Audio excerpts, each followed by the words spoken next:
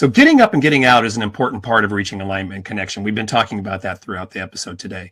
In order for you to fire on all cylinders, you need to have an open mind and be refreshed so that you are ready to take on the world. As a little setup to what the Wandering Zen segment of our podcast is going to be all about, it's presented to really inspire you to take care of yourself. And that's right, to take care of you. That's really a very important part of it. There are many times you probably feel like you carry the weight of the world really on your shoulders, and maybe you do. But it's really critical that you focus on your top priorities, obviously, but it's also really important that you take a little step out of your basic little routine. So Wandering But Not Lost Coaching was founded on the principle that balance is the key to prosperity. Happiness, contentment, joy, whatever you call it, it's the essential to being truly fulfilled in life.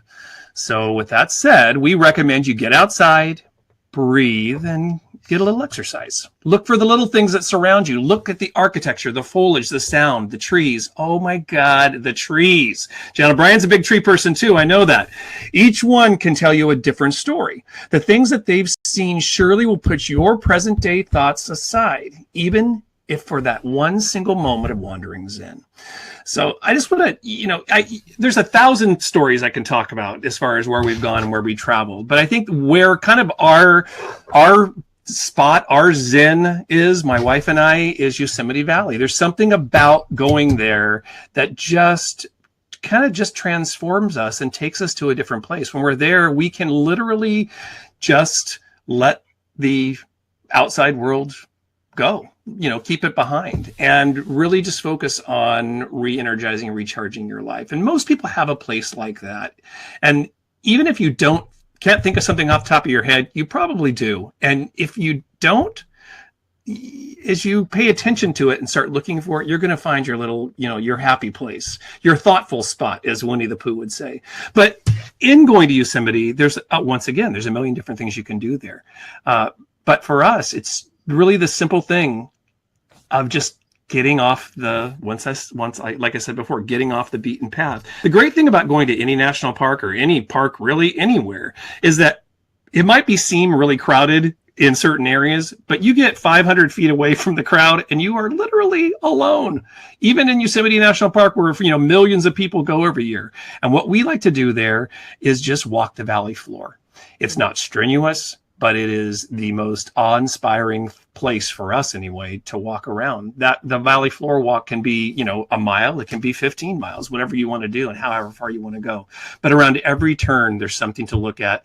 There's something that you can, just kind of put into your memory bank or, onto your phone. We take a ton of pictures that you can look back on throughout the year and reflect. And it actually takes you right back to that happy spot.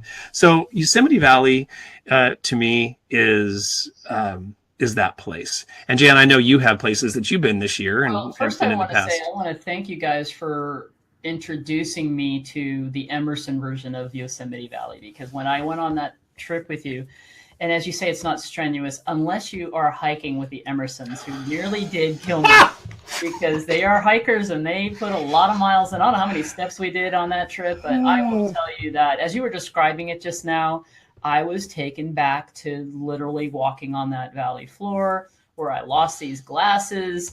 Laura found them. We backtracked.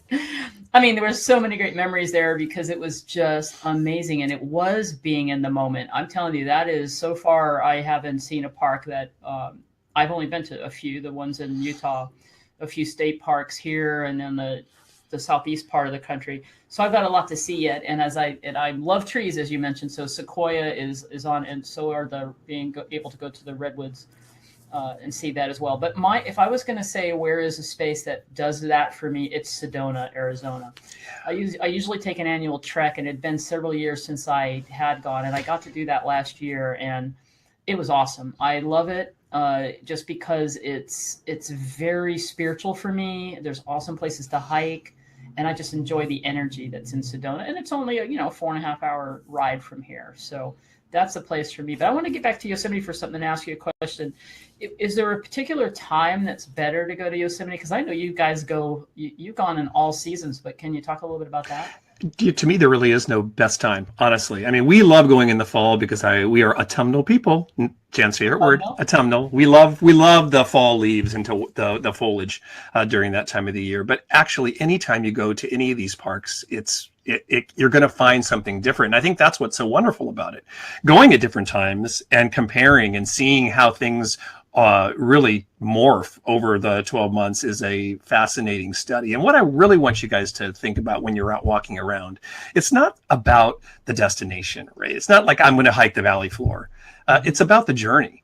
When you are walking around anywhere, a lot of times you're just kind of focused on walking, right? And getting to point B. But if you just stop every once in a while and look around, I'll tell you, one of the most amazing things that I find when I'm at Yosemite is just the reflections that you see in the water.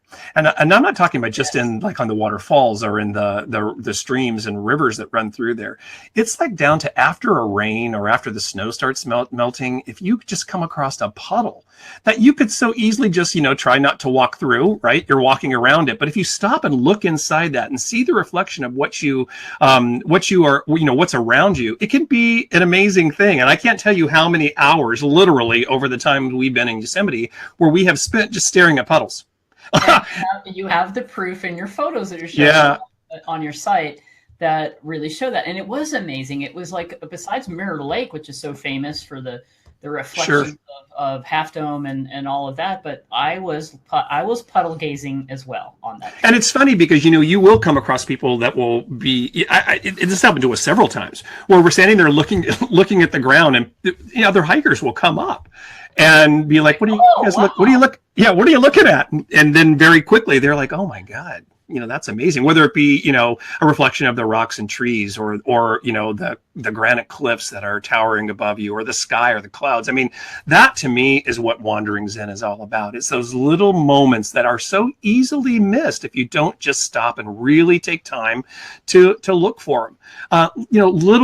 Little flowers in the spring and summer in any of these national parks, are once again so easy just to walk on by. But when you stop and think about the amazing, process that these plants go through, to grow in some of these really, really harsh conditions, it's really kind of a miracle. So that's such an awesome way to end this first episode, because it is about being in the moment and how many people would never even know about. Because I just tell you that no matter where I am now and I'm going somewhere and I see a puddle, I stop and look at it because I never really saw that before until you kind of open my eyes to it. So perfect example of being in the moment and stopping and just literally seeing and sensing, not just visually, but just being exactly wherever you are at the moment. That was pretty powerful as well. Yeah, and it really, once again, the reason why we want you to do this is we want you to find some balance. We want you to be able to refresh and really get back into the zone, right? And if you can clear your mind of all of the clutter that was there before, all the things that are on your list of things to do, and you come back refreshed, you can really tackle those things with a whole new perspective. And a lot of times you'll be able to get things done a lot faster because you'll have your mind is going to be thinking in different ways. You're going to be way outside of the box when you come back and start looking at these things again, some things that maybe have been stumping you for a while.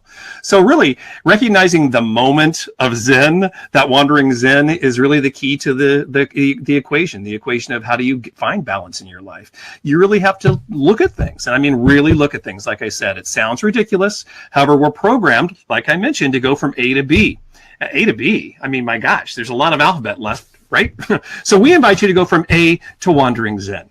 And like I had mentioned earlier, we really want to hear your stories. We want you to join the conversation and join the community of wanderers that we want to build, sharing stories and ideas of how to get up and get out. The wanderers who have found balance, alignment, connection, and ultimately prosperity. If you'd like to share your Wandering Zen moments, just leave your comments below.